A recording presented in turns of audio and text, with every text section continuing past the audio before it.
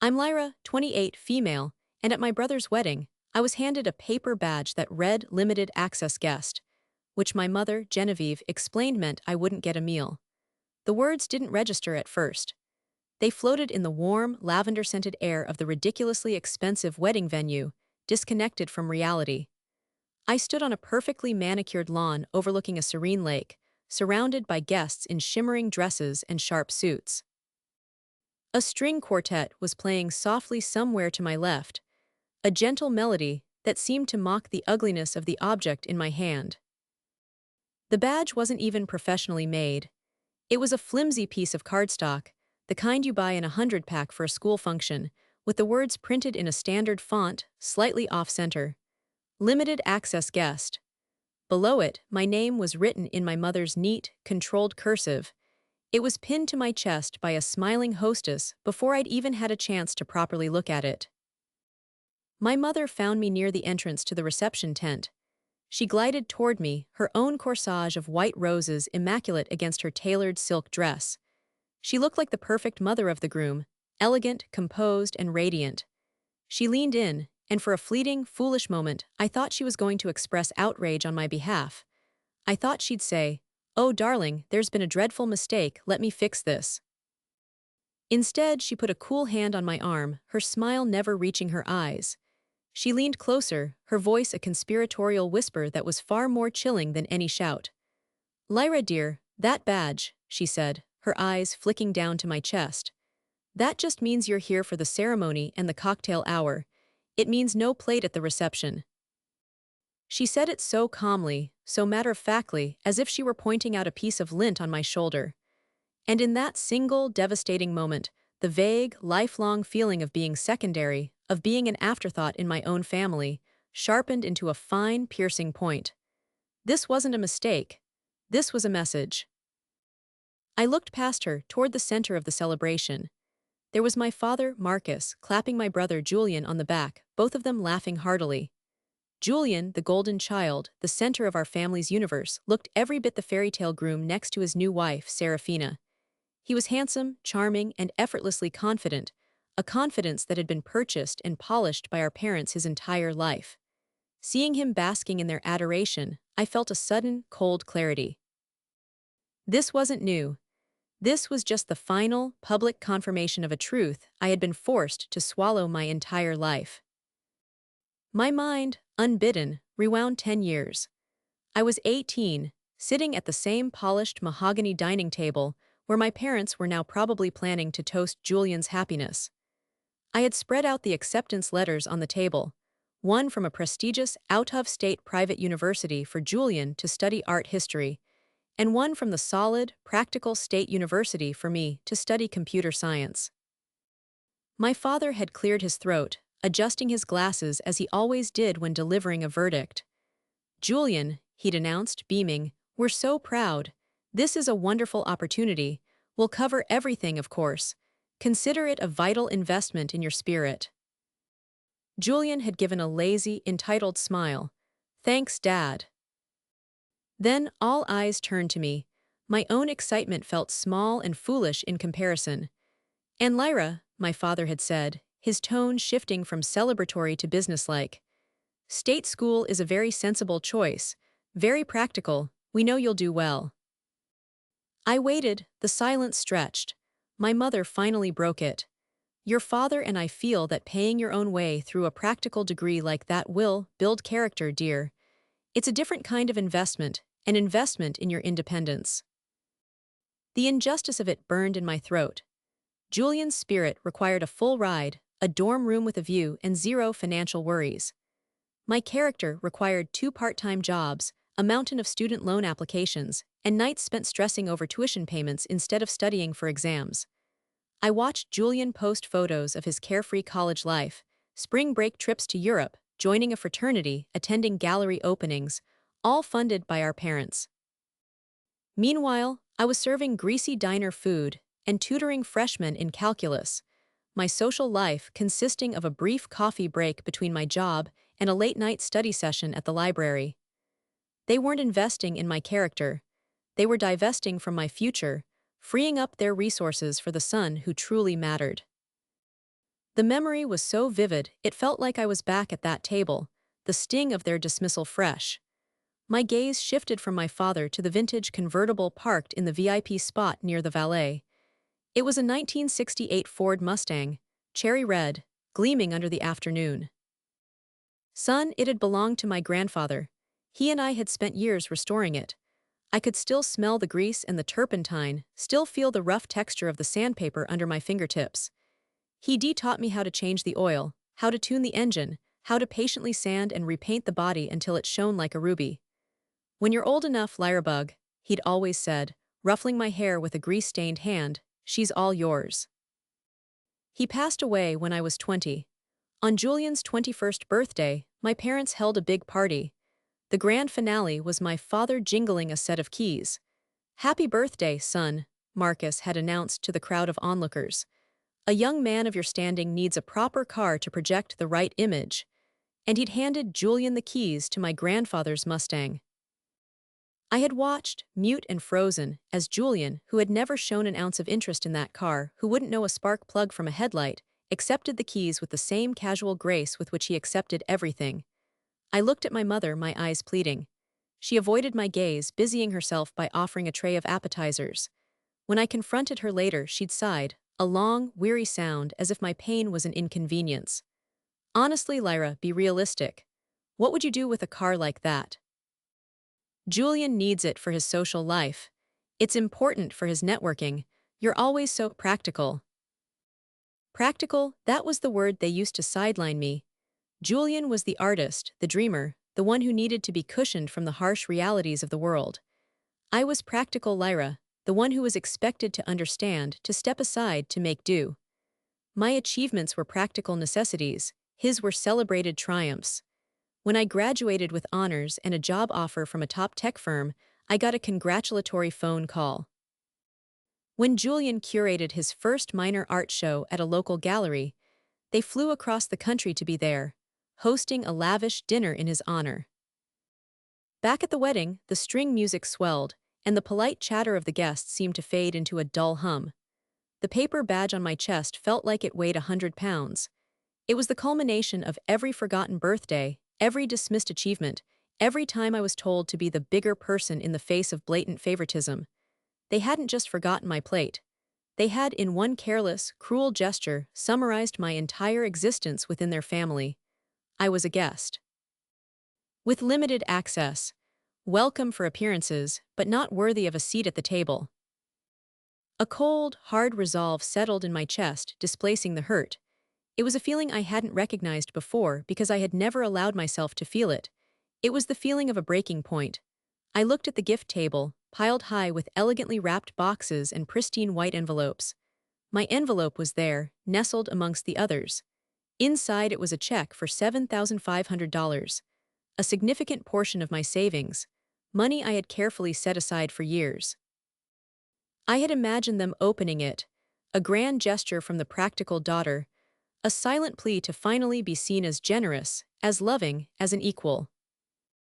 I now saw that gesture for what it was, another desperate attempt to buy their approval, an approval they had no intention of ever giving. The decision was instant. It wasn't born of anger, but of a profound, soul-deep exhaustion. I was done. Done building my own character, done being practical, done waiting for a seat at a table I was never invited to join. I took a deep, steadying breath. The string music seemed to quiet, and my path forward became crystal clear. The shift inside me was seismic. One moment I was drowning in the hurt, and the next I was standing on solid ground. The noise of the party, the smiling faces, the clinking glasses, it all became a distant, irrelevant backdrop. My world had shrunk to a single, clear objective. I was no longer a guest at my brother's wedding. I was a woman on a mission to reclaim a piece of her own soul. I started walking toward the gift table. It was placed strategically under a sprawling oak tree, adorned with white ribbons and fairy lights, a picture-perfect vignette of celebratory generosity. Every step felt deliberate, heavy with the weight of unspoken history. I could feel eyes on me. A few distant relatives offered tight, polite smiles, their gazes flicking from my face to the paper badge and back again, a silent question in their expressions. I didn't smile back. I kept my eyes fixed on my destination. My mother Genevieve noticed my movement. I saw her from the corner of my eye, her conversation with one of Serafina's wealthy aunts faltering. Her head turned and her eyes locked onto mine. The placid mask of the gracious hostess slipped for a fraction of a second, replaced by a flicker of alarm. She knew my envelope was on that table. She also knew me. She knew that for all my practicality, I had a threshold, and she had a sudden, dawning horror that she had finally pushed me past it. I reached the table. It was a mountain of other people's well wishes. Expensive kitchen appliances, designer home decor, and a silver-plated box for cards. My envelope was easy to spot. It was a simple, elegant, cream-colored envelope made of thick, high-quality linen paper. I had chosen it specifically. I had wanted it to feel substantial, important. Inside was the check. $7,500. The number echoed in my mind. It wasn't just money. It was hundreds of hours of overtime, debugging complex code until my eyes burned. It was weekends spent on freelance projects instead of with friends. It was lunches I'd packed instead of buying, vacations I'd postponed, and a down payment on my own future that I had decided to sacrifice for them. I had reasoned that it would be a transformative gift. It would help Julian and Serafina with a down payment on a house, a real, tangible contribution that they couldn't ignore.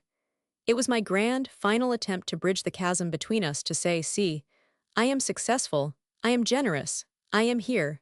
Please finally see me. My fingers closed around the envelope. The paper was cool and smooth. It felt like the last vestige of a naive girl who believed love could be earned. As my hand lifted the envelope from the pile, I saw my mother start to move towards me, her steps quick and purposeful. Her party smile was gone, replaced by a tight, frantic urgency. She was still several feet away when I turned from the table. I didn't walk toward her or toward the exit. I just stood there in the middle of the perfectly manicured lawn and held the envelope in my hand. I caught my father's eye. He was frowning, confused. Then I looked at Julian. He was in the middle of a story, his hands gesturing grandly, but his eyes, drawn by his mother's sudden movement, found mine. His smile faltered, a question dawning on his face. This was my stage, and I had a single line to deliver. I didn't shout, I didn't cause a scene.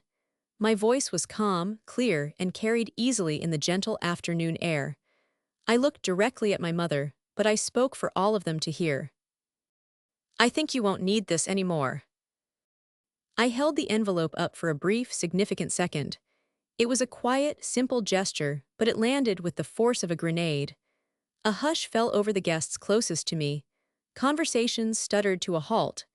The man from the string quartet, about to draw his bow for a new song, paused, his arm hovering in midair. My mother froze, her face a canvas of disbelief and fury. My father's confusion morphed into a dark, thunderous glower. I saw Serafina, the bride, her head snapping in my direction. Her perfectly made-up face, which had been a mask of serene joy, twisted into a snarl of pure indignation. This was not in her script. But it was my brother's face that I would remember most. The look on Julian's face was one of complete, utter bewilderment, as if I had suddenly started speaking in a foreign language. He simply could not compute what was happening. His sister, the quiet, reliable, practical one, was derailing his perfect day. I didn't wait for their response. The words had been said, the spell had been broken. I slipped the envelope into my purse, the clasp clicking shut with a sound of profound finality. Then I turned and walked toward the parking lot. I didn't run, I walked. My back was straight, my head was high. I could feel the collective stare of the entire wedding party on my back. It was a heavy, palpable pressure, but for the first time in my life, it didn't make me want to shrink. It fueled me. Then came the sounds I knew were coming. First, a hissed, sharp whisper from my mother. Lyra, it was a command, not a plea. Then my father's voice, a low rumble of authority that had always made me flinch, but now sounded hollow and distant. Lyra, get back here, right now. But I kept walking. The gravel of the pathway crunched under my heels, a steady rhythm marking my escape. I was almost at the edge of the lawn when I heard a new sound, the frantic thud of footsteps hurrying on the grass behind me, and Julian's voice, finally finding its purpose, calling my name. Lyra, stop, what do you think you're doing? Julian's voice was laced with an incredulity that was almost comical. He wasn't asking out of concern for my feelings. He was asking as if I'd just broken the most sacred law in his universe, the law that everything must revolve around him. I didn't slow down. The parking lot was just ahead, my modest sedan a beacon of freedom amidst a sea of luxury cars.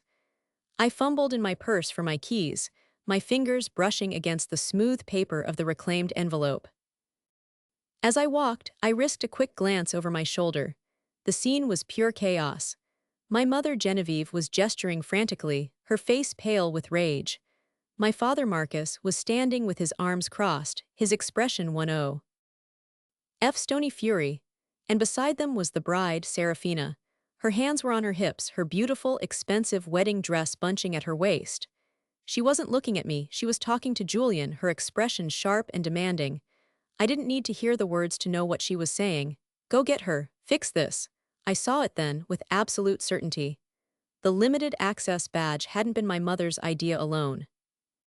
It had the distinct chill of Serafina's brand of casual cruelty, a way to subtly underline my status as the lesser sibling to her new, important friends and family. The footsteps behind me grew louder, and then a hand clamped down on my arm, spinning me around. It was Julian. His face was flushed, his carefully coiffed hair slightly disheveled from his run. The perfect groom was gone, replaced by an angry, confused man. "What is wrong with you?" he demanded, his voice low and seething. "Are you trying to ruin my wedding?" "You already took care of that," I said, my voice steady. I nodded toward the badge still pinned to my dress. "Or should I say, you, Mom, and your lovely bride took care of that." He glanced at the badge as if seeing it for the first time. He frowned, a flicker of confusion in his eyes. "What is that? Some kind of seating arrangement? Lyra, whatever it is, you don't just walk out and make a scene. You're embarrassing me. You're embarrassing the entire family. Over a meal." The word hung in the air between us. A meal. The sheer, unadulterated ignorance of his question was breathtaking. It was the distillation of his entire existence, of his complete inability to see anything from a perspective other than his own. "A meal, Julian," I repeated, and this time the calm in my voice fractured, letting the raw hurt of 2 decades seep through. "You think this is about a plate of chicken. This has never been about a plate of chicken." I yanked my arm free from his grasp. "This is about this badge being a summary of my entire life in this family. It's about being told that your art history degree was an investment, while my engineering degree was a character-building exercise I had to pay for myself. It's about standing by and watching you get the keys to Grandpa's car, our car, the one I helped him rebuild, because you needed the image. It's about a lifetime of being treated as an obligation, a background character in the story of you. This," I said, flicking the paper badge with my finger, "is just the first time you've been honest enough to put it in writing." My words tumbled out, a torrent of grievances I had held back for years. I saw something shift in his expression. It wasn't understanding. It was irritation. He was annoyed that I was bringing up ancient history, that I was complicating his perfect day with my messy, inconvenient feelings. "Oh my God," he said, rolling his eyes. "You're still hung up on that stuff. That was years ago. I can't believe you're choosing today, my wedding day, to have this little meltdown. Serafina's parents are over there. My new boss is here. What are they supposed to think?" His words were like a slap. What are they supposed to think? He wasn't worried about his sister's pain. He was worried about his image. My hurt was just bad optics. From across the lawn, I heard my parents' voices getting louder as they started walking toward us. "Lyra Genevieve, you get back here this instant," my father boomed. My mother was right behind him, shouting, "Don't you dare ruin your brother's day." Their shouts were the final push I needed. This was the moment from the Reddit title I had imagined in my head 1,000 times, a fantasy of standing up for myself. But in this reality, there was no triumphant feeling, only a deep, anchoring certainty. The script of my life had been written by them for 28 years, and I was finally, irrevocably, going off book. My brother ran after me and my parents shouted, "Come back!" But I looked my brother dead in the eye. "Their opinion is your problem now, Julian, not mine." I turned my back on him. I didn't say another word. The pleas and commands faded behind me as I reached my car. I clicked the unlock button, pulled the door open, and slid inside. The worn fabric of the driver's seat felt more welcoming than any embrace my family had ever offered. Julian appeared at my window, banging his palm against the glass. "Lyra, don't do this. Open the door, just think about what you're doing." I looked at him, at his handsome, furious face, and I felt nothing but a profound pity. He was telling me to think, but for the first time, that's exactly what I was doing. I was thinking about my own worth, my own dignity. I put the key in the ignition and turned it. The engine rumbled to life. I put the car in reverse, never taking my eyes off of his. His face changed from anger to shock as he realized I was actually leaving. He stepped back from the car. I drove out of that parking spot, and out of that perfectly manicured, deeply toxic venue. In my rearview mirror, I saw the scene. My parents coming to a halt on the lawn, my new sister-in-law standing like a furious statue, and my brother, the golden child, standing alone in the parking lot, growing smaller and smaller until he was just a speck in a world that no longer had to include him. I didn't feel happy. I didn't feel vengeful. I just felt a vast, quiet, hollow sense of release. I was free. The drive home was an act of pure muscle memory. My mind was a static-filled television screen, replaying the scene at the wedding on a frantic loop. The flimsy badge, my mother's whisper, Julian's enraged face in my car window. When I finally pulled into the parking spot in front of my apartment building, my hands were shaking so hard I could barely turn off the ignition. I walked into my small, neat apartment, the one space on earth that was truly mine. I had bought every piece of furniture, painted every wall, fixed every leaky faucet. It was a sanctuary built not with an inheritance or a parental contribution, but with the salary from the practical job they'd encouraged me to get so they wouldn't have to pay for it. The silence inside was absolute, a stark contrast to the performative joy of the party I'd just fled. I dropped my keys and purse onto the entryway table. The cream-colored envelope slid out and lay there, a pale rectangle against the dark wood. I stared at it. It was over. And then, the adrenaline that had carried me through the confrontation vanished, and the full weight of what had just happened crashed down on me. It wasn't a feeling of triumph. It was a tidal wave of grief. I stumbled to my couch and collapsed onto it, the sobs coming from a place so deep inside me I didn't know it existed. I cried for the humiliation of the day, for the years of being made to feel small and insignificant. I cried for the family I had always yearned for, and the one I actually had. I cried for the little girl who just wanted her dad to be proud of her, and for the young woman who had finally accepted he never would be. After the storm of tears subsided, I was left feeling hollowed out and utterly exhausted. It was in that quiet, fragile state that my phone, which I'd left in my purse, began its assault. It started with a single, sharp buzz, a text from Julian. I picked up the phone with a trembling hand.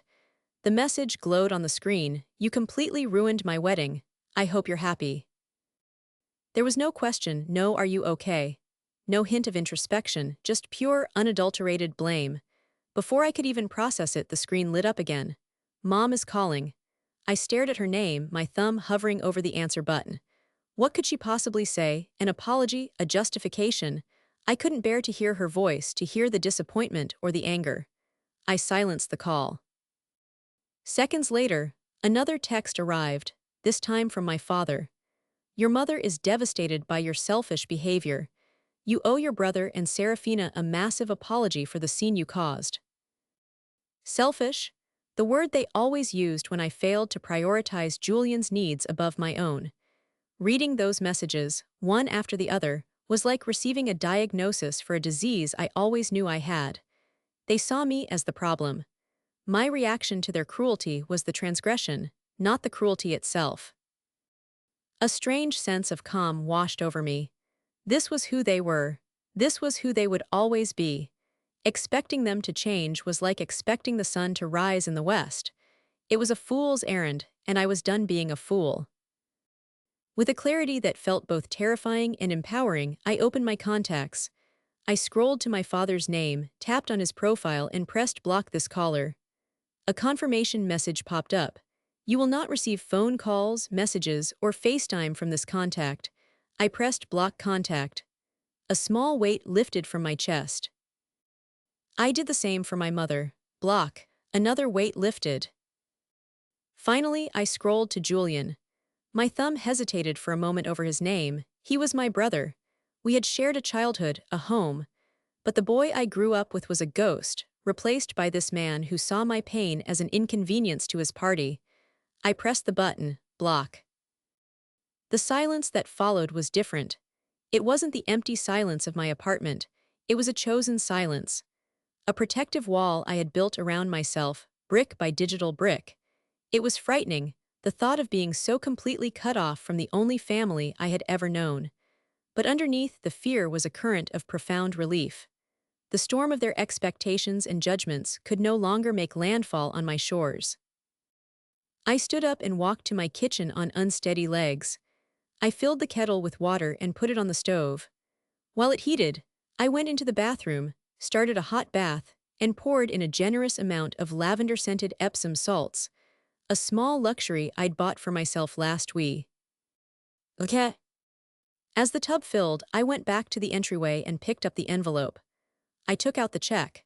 $7,500, written in my own hand. It wasn't a weapon. It wasn't a prize. It was just a piece of paper. But it was also a possibility.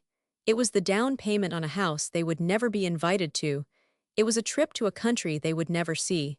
It was the seed of a future that would be entirely my own.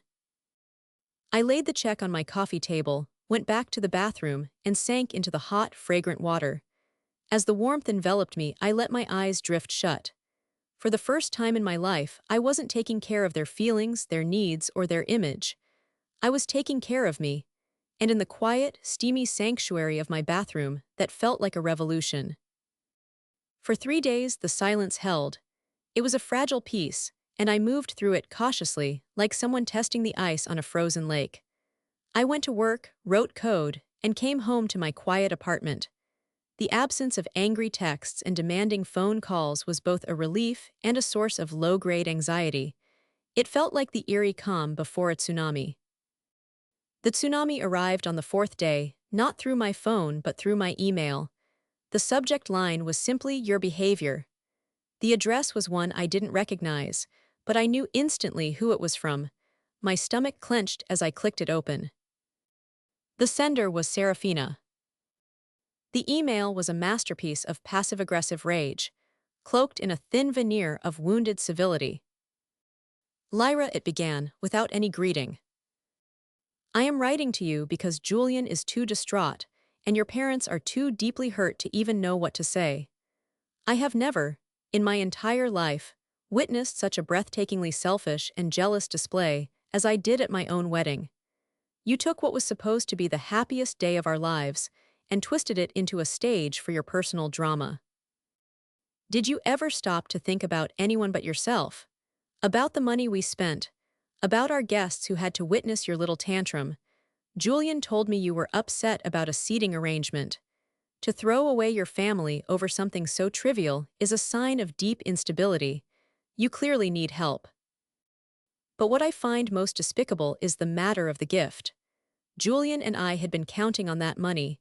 We had planned our entire honeymoon to Bali around it. It was going to be a once-in-a-lifetime trip. Now, because of your petty, vindictive theatrics, that dream is gone. You didn't just make a scene, Lyra. You stole our honeymoon from us. You owe this entire family an apology, but frankly, I don't think you're capable of it. I hope one day you realize the damage you've done. Sincerely, Serafina." I read the email 3 times. Each word was a carefully chosen dart aimed to inflict maximum pain. Selfish, jealous, unstable, petty, vindictive, and the masterstroke, the accusation that I had stolen their honeymoon. She had reframed my act of self-preservation as an act of theft, casting them as the victims of my cruelty. It was brilliant in its audacity. The old me would have been crushed by it, would have questioned my own motives, would have wondered if they were right. But the old me was gone, drowned in a hot bath and replaced by someone who was tired of being the villain in a story she didn't write. I didn't reply. I simply created a new folder in my email account, named it The Storm, and moved her message into it. Then I deleted it from my inbox. The email was just the opening salvo. Over the next week, the attacks started coming from the flanks. A text from an aunt. "Lyra, your mother is sick with worry. Please call her. Whatever is wrong, family is family." A Facebook message from a cousin. "I can't believe what I heard you did at the wedding. Julian has always been so good to you." The narrative had been firmly established, and it was spreading through the family grapevine like a virus.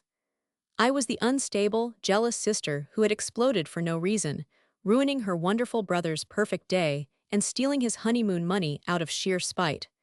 I was being systematically erased and replaced with this caricature. The isolation was a physical ache in my chest. Then, one evening, a different kind of message came through. It was from my cousin, Maya. We had been close as kids, building forts and sharing secrets, but had drifted apart as Julian's golden boy status grew and the family dynamics shifted. I braced myself for another lecture. "Hey Lyra," her text read. "Heard there was some drama at the wedding. Don't know the details and not going to ask. Just wanted to say I'm thinking of you. It always seemed like you got the short end of the stick with Aunt Genevieve and Uncle Marcus. If you ever want to talk, or just get a coffee and not talk, I'm here." I stared at the message, reading it over and over. A single voice of support in a chorus of condemnation. It was a lifeline. Tears I didn't know were still in me welled up in my eyes. No. Tears of grief this time, but of gratitude. I wasn't entirely alone. That night, I did something that my therapist would later call a clarifying exercise. I took out a notebook and drew a line down the middle of a page. On the left side, I wrote accusations. On the right, truth. Under accusations, I wrote, "You're jealous of your brother." On the right, I wrote, "I'm not jealous of Julian. I am hurt by our parents' unequal treatment. I am sad for the relationship we never had." Accusation: "You ruined the wedding over a meal." Truth: "The badge was the final humiliation after a lifetime of them. I didn't ruin their wedding. I chose to save my own dignity." Accusation: "You stole their honeymoon." Truth: "It was my money. It was a gift I chose to rescind when I realized it was being treated as an entrance fee. You can't steal something that was never yours." I kept writing until I had filled 3 pages. I wrote down every slight, every dismissive comment, every forgotten achievement from the last 20 years. It was painful, like setting a broken bone, but it was necessary. I was taking control of the narrative, not for them, but for me. I was piecing together the truth of my own experience, and with every word I wrote, the foundation of my resolve grew stronger. The storm could rage all it wanted. I was building my own shelter. A week after Serafina's email, just as I was beginning to think the worst was over, there was a loud, insistent knock on my apartment door. It wasn't the gentle rap of a neighbor or the quick thump of a delivery person. It was an angry, demanding sound that vibrated through the door. My heart leaped into my throat. I wasn't expecting anyone. I crept to the peephole, my breath held tight in my chest. On the other side, distorted by the fisheye lens, was Julian. He looked terrible. His hair was a mess, there were dark circles under his eyes, and his jaw was set in a line of pure frustration. He knocked again, harder this time. "Lyra, I know you're in there, we need to talk." My first instinct was to hide, to pretend I wasn't home. But then a different feeling took over. This was my home, my sanctuary. I would not be made to feel like a prisoner in it. I took a deep breath, unlocked the deadbolt, and opened the door, but only a few inches, leaving the security chain engaged. He tried to push the door open, but the chain held firm. "What is this? Lyra, let me in." "No," I said. My voice was surprisingly steady. "We can talk right here." He scoffed, a bitter, frustrated sound. "Fine, whatever, give me the check." No preamble, no apology, no how are you. Just a demand. It was so perfectly in character that I almost laughed. I'm sorry, I said, my tone polite but firm. I think you're mistaken. That check is mine. Don't play games with me, Lyra, he seethed, his voice low. Serafina is furious. We had to cancel the trip to Bali. The non-refundable deposits, the cancellation fees, it's a disaster. And it's all your fault. You owe us that money. I don't owe you anything, Julian, I said calmly. I felt strangely detached, like a scientist observing a predictable chemical reaction. The money was a gift given freely from me to you, but a gift is not an obligation. And when the recipients of that gift show the giver such profound disrespect, the giver has every right to take it back. It was never your money. It never even entered your bank account.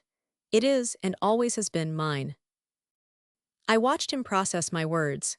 He was used to me folding, to me giving in for the sake of peace.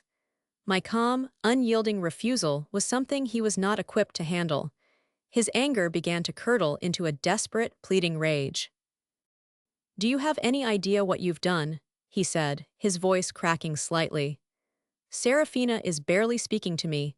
Her parents think my family is a complete circus. This was supposed to be the start of my life, and you've poisoned it, because you were feeling a little sensitive. Sensitive? I replied, my voice dangerously quiet. Tell me, Julian, if you invited a friend to your wedding and then handed them a badge that said they weren't worthy of eating with you, would you call them sensitive for being insulted? He had no answer for that. For the first time, a flicker of something other than pure, self-righteous anger crossed his face. It might have been confusion. It might have been the first, tiny crack in the golden shell of his lifelong entitlement. He was finally seeing that this wasn't a tantrum he could wait out. This was a fundamental shift. The power dynamic between us had been permanently altered. I will never be a limited-access person in my own life again, Julian, I said, my voice resonating with a strength I didn't know I possessed. Not for you, not for Mom and Dad, not for anyone. My presence, my love, and my support are not commodities you can purchase with a seat at the table. And they are certainly not things you are entitled to when why. Oh, treat me like I am less than. I looked him straight in the eye. The anger in his gaze was still there, but it was now diluted with a dawning, uncomfortable comprehension. He was finally, truly hearing me. This is the last time we will have this conversation, I continued. I need space, a lot of it. Don't call me from other numbers. Don't email me from new addresses. And do not come to my home again. If, and it is a very big if, I am ever ready to speak to you or our parents again, I will be the one to reach out. The ball is in my court now, and I have no intention of hitting it back anytime soon. Until then, we are done. He just stared at me, speechless. The fight had drained out of him, replaced by a sullen, shocked silence. He had come here expecting a fight or a capitulation. He had gotten a boundary. A wall of solid steel where a flimsy picket fence used to be. He opened his mouth, then closed it again. There was nothing left to say. He had used up all his arguments, all his blame. Finally, he just shook his head, a gesture of defeat, and took a step back from my door. He turned and walked away without another word. I watched him go down the hall until he turned the corner and disappeared. I closed my door, slid the deadbolt and the chain back into place, and leaned against the cool wood. The confrontation had left me shaking, but it was a different kind of shaking than before. It wasn't from fear or grief. It was the vibration of a new structure settling into its foundation. A foundation that was all mine. The morning after Julian's visit, I woke up with a sense of purpose. The final confrontation, as draining as it was, had also been clarifying. The last thread of hope I'd been unconsciously clinging to, the hope that they might one day understand, was finally severed. And its absence was liberating. I got dressed, not in my usual work-from-home sweats, but in a sharp blazer and trousers. I picked up the check from the coffee table, folded it neatly, and put it in my wallet. Then I drove to my bank. The financial advisor was a kind, professional woman named Mrs. Davis. I explained to her that I had a lump sum that I wanted to invest for the long term. Is this for any particular goal? She asked, smiling. Retirement, A down payment. Yes, I said, a smile spreading across my own face. It's for a down payment. She nodded, ready to take notes. On a house. On a new life, I replied. She looked a little surprised, but she understood. We spent the next hour opening a new investment account, completely separate from my regular savings. I transferred the entire $7,500 into it. When she asked what I wanted to name the account for my own records, I didn't hesitate. The future fund, I said. Walking out of the bank, I felt lighter than I had in years. The money, which had once been a symbol of my desperate need for their approval, was now a symbol of my commitment to myself. It was no longer a peace offering to a family who didn't want peace. It was the first brick in the foundation of my own future. The next few months were transformative. I took Maya up on her offer for coffee, and it felt like coming home. We talked for hours, rediscovering the easy friendship we'd lost. She had seen the family dynamic for years and confirmed that I wasn't crazy or too sensitive. Her validation was a healing balm. I found a therapist, a smart, compassionate woman who helped me unpack decades of emotional baggage. She gave me tools to enforce my new boundaries and to navigate the lingering grief for the family I wished I had. I started reconnecting with old friends I'd let drift away because I was always too busy working or too drained from family stress. My small apartment started to fill with laughter and genuine affection. It felt more like a home than ever before. One day, about 6 months after the wedding, a single letter arrived in the mail. It was a thick, cream-colored envelope, the same kind I had used for my wedding gift. The handwriting was my mother's. My heart did a familiar lurch, but I didn't let the anxiety take over. I opened it with steady hands. It was 5 pages long, front and back. It was a rambling, self-pitying monologue about how I had broken her heart, how I had embarrassed my father, how Julian and Serafina were still struggling because of my actions, and how she just couldn't understand why I had done this to them. There was not one word of apology, not one flicker of self-reflection, not one question about how I might have been feeling. I read the entire letter, standing in my kitchen. I felt a pang of sadness, not for myself, but for her. Sadness for a mother so trapped in her own narrative that she couldn't see her daughter's pain. Sadness for a woman who would likely go to her grave believing she was the victim. Then I took the 5 pages, tore them in half, and dropped them into my recycling bin. The letter no longer had any power over me. It was just paper. The story doesn't end with a dramatic reconciliation or a tearful reunion. There are no grand apologies. It ends quietly. It ends with me. It's a year after the wedding now. I'm writing this from a small cafe in the mountains. I took a week off and used some of the interest from the future fund to drive here by myself. The air is crisp and clean. The view is of vast, green valleys and endless blue sky. It is a world away from the manicured lawns and toxic whispers of my past. I am not the same woman who was handed that paper badge. That woman was waiting for permission to be happy. This woman is building her own happiness, one intentional choice at a time.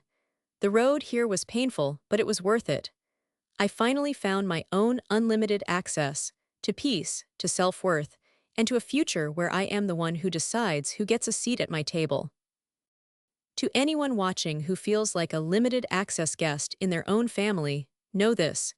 You have the power to walk to your own gift table, take back your offering, and invest it in yourself. Your peace is worth more than their approval.